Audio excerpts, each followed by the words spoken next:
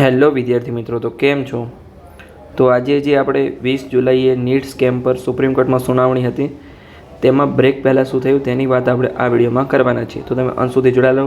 મેં સંપૂર્ણ એનાલિસિસ કરીને આ વિડીયો બનાવવાનો ટ્રાય કર્યો છે. તમે અંત સુધી જોશો તો તમને સંપૂર્ણ સમજણ પડી જશે. તો જે સ્ટુડન્ટના વકીલ હતા, એટલે કે જે સ્ટુડન્ટ સાઇડના વકીલ હતા, જે રીનીટ માટેની વાત કરતા હતા, એમને સૌથી પહેલાં તો કીધું કે આ સિસ્ટમનું બહુ મોટું ફેલિયર છે, કે બહુ મોટા પાયે પેપર લીક થયું છે અને પેપર ક્યારે લીક થયું એની હજુ કોઈ ડેટા આપવામાં આવ્યો નથી. કેટલાકે 3 મે કીધું છે, કેટલાકે 4 મે કીધું છે અને કેટલાકે કીધું છે 5 મે સવારે 9 થી 10 વાગે પેપર લીક થયું છે.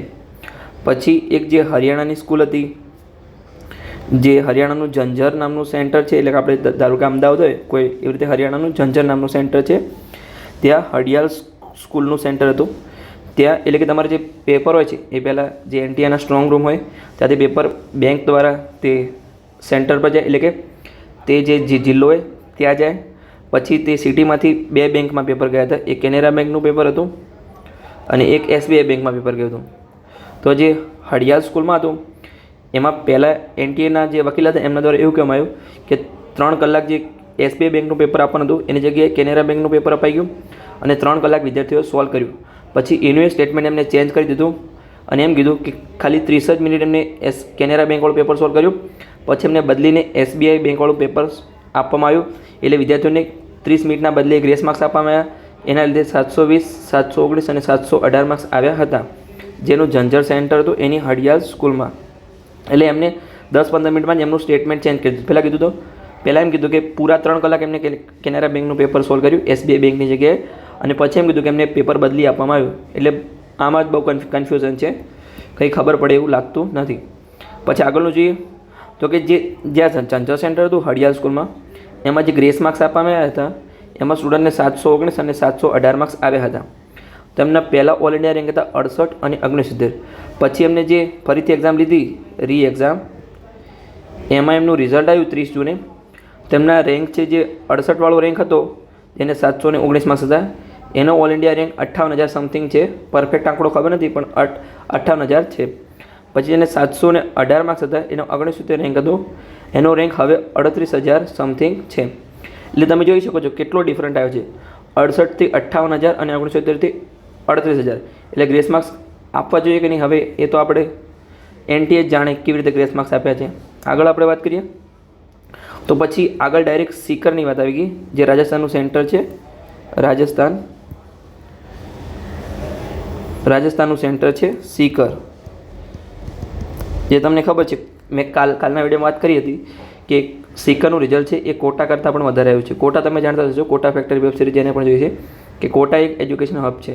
તો હવે જે સીકર છે એમાં 650+ માર્ક્સવાળા આપણે સેન્ટર લઈએ ભારત દેશમાં, તો જે હાઈએસ્ટ 650+ સ્ટુડન્ટ ધરાવતા સેન્ટર આપણે દેશમાંથી 50 લઈએ, તેમાંથી 38 તો માત્ર સીકરના જ છે. હવે તો વિચારી શકો છો, આખા દેશમાંથી 50 સેન્ટર લઈએ તો 38 સીકરના છે. હવે સીકરમાં ટોટલ 49 સેન્ટર હતા, એમાંથી 48 પ્રાઇવેટ હતું અને 1 ગવર્મેન્ટ હતું. હવે આમાં જે સ્ટુડન્ટના વકીલ છે એમના દ્વારા શું કહેવામાં આવ્યું કે જે 48 પ્રાઇવેટ સેન્ટર હતા, પ્રાઇવેટ સ્કૂલ સેન્ટર, એમાં આચાર્ય પોતે જ ઇન્વિજિલેટર હતા અને સ્કૂલના ટીચર હતા એ જ આપણે ઇન્વિજિલેટર કહીએ, અને એક્ઝામિનેશન સર હતા એ. તો એમના દ્વારા પોતાની સ્કૂલમાં સેમ કરવામાં આવ્યું. ધારો કે તમે જે સ્કૂલમાં ભણતા હોય એ જ સર ત્યાં તમારે એક્ઝામિનેશન કરવા હોય તો તમને પહેલાંથી ખબર હોય કે તે સર ત્યાં આવવાના છે, તો તમે ત્યાં સ્કેમ થઈ શકે છે. પછી સીકરમાં જો 1000 વિદ્યાર્થી હોય, 1000 વિદ્યાર્થી લઈએ તો એમાંથી જે 8 સ્ટુડન્ટ હતા એને 700+ માર્ક્સ હતા, 69 વિદ્યાર્થીને 650+ માર્ક્સ હતા. પછી 150 સ્ટુડન્ટને 600+ માર્ક્સ હતા અને 241 સ્ટુડન્ટને 550+ માર્ક્સ. એટલે હવે તમે જોઈ શકો છો કે આમાં કેવું વકીલ દ્વારા કહેવામાં આવ્યું કે 1000માંથી માત્ર 6 સ્ટુડન્ટને 6 થી 7 સ્ટુડન્ટને 550+ માર્ક્સ હોય છે. પણ અહીંયા સીકરમાં 241 સ્ટુડન્ટ, એટલે ગ્રાફ કેટલો ઊંચો જાય તમે ડાયરેક્ટ આમ જોઈ શકો છો. તો પછી લાસ્ટમાં શું કહેવામાં આવ્યું કે તમારું પેપર 5:20 સાંજે પટે, 5:20 મિનિટે. તો પેપર પૂરું થાય તો કેટલા વાગે પેપરને સીલ કરવું જોઈએ એની કોઈ માહિતી આપવામાં આવી નથી એનટીએ દ્વારા. તમારે મૂડ થાય ત્યારે તમે પેપર સીલ કરી શકો છો. હવે તો આની પહેલાં તો જો ઓમરશીટ તમારે ચેન્જ કરવી હોય તો પણ થઈ શકે છે. ઓમરશીટનો તમારે બદલાવ કરવો હોય, કોઈ સ્ટુડન્ટે ધારો કે કોરી ઓમાં સીટ મૂકી હોય તો એમાં તમે ટપકા પણ ફિલ કરી શકો છો. એટલે સીલ કરવા માટેનો કોઈ ટાઈમ ફિક્સ કરવામાં આવ્યો નહોતો. એટલે હજુ આ 1 વાગ્યા સુધીનું છે. આગળનું જે થશે, આજે ફાઇનલ ડિસિઝન જે પણ આવશે કે નહીં આવે એનો હું સંપૂર્ણ બીજો વિડીયો બનાવી દઈશ. તો તમે આ ચેનલ સબસ્ક્રાઈબ કરી લો અને તમારા મિત્રો સાથે વિડીયોને શેર કરી દો. તો મળીએ હવે આગળના વિડીયોમાં કે 1 વાગ્યા પછી બ્રેક પછી શું થાય છે. તો તમે જોડાયેલા રહો.